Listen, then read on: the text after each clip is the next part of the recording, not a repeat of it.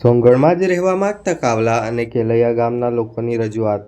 સોનગઢ તાપી સોનગઢ તાલુકાના કાવલા અને કેલૈયા ગામના ગ્રામજનોએ તેમના ગામનો નવો સૂચિત ઉકાઈ તાલુકામાં સમાવેશના બદલે હાલના સોનગઢ તાલુકામાં જ યથાવત રાખવા માટે વહીવટીતંત્ર સામે મજબૂત રજૂઆત કરી છે.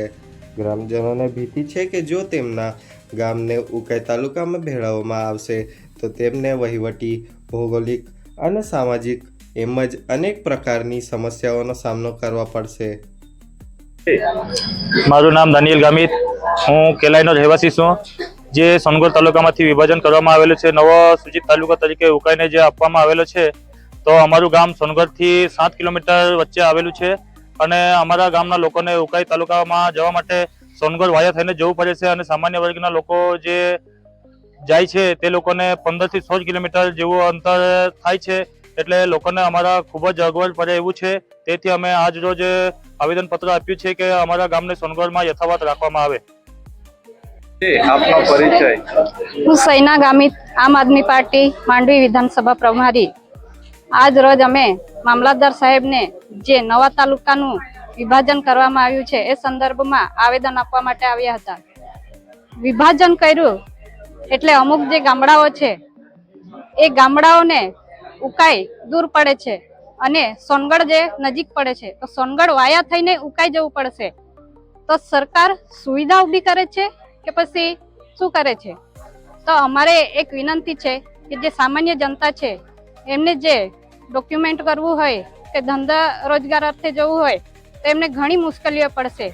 વિભાજન કરવું એ સારી બાબત છે, પણ અંતરને ધ્યાનમાં રાખીને જે અમુક દૂરના ગામડાઓ છે જેમને 50 કિલોમીટર જેટલું, 60 કિલોમીટર જેટલું અંતર પડે છે, એ ગામડાઓમાં એક તાલુકો બનાવવા જતા હતા. નહીં કે ઉકાઈ અને સોનગઢ વચ્ચે ખાલી 7 કિલોમીટર જેટલું અંતર છે.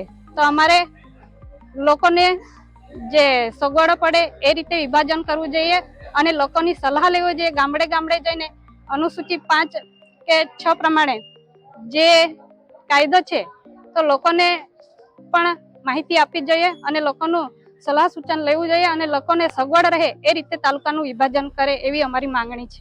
આજે કયા ગામો? આજે કેલાઈ, કાવલા. નામ રાણાભાઈ ગમનભાઈ ગામિત છે. હું કાવલાનો રહેવાસી છું અને હું કાવલા ગામનો રહેવાસી છું.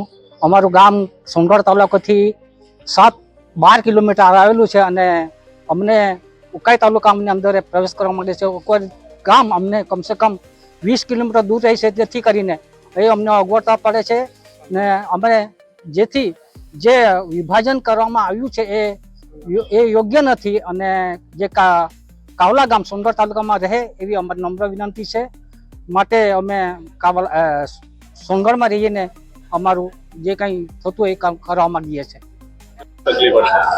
રસ્તાનો અભાવ છે અને તકલીફ છે અને કિલોમીટર વધી જાય છે.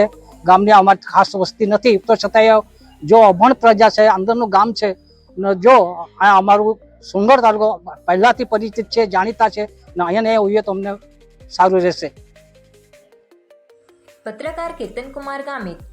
વધુ માહિતી માટે ટ્રાઇબલ કિંગ ન્યૂઝ ચેનલને લાઇક, શેર અને સબસ્ક્રાઇબ કરો. ઝડપી અને વહેલા માહિતી માટે બેલ નોટિફિકેશન પ્રેસ કરો.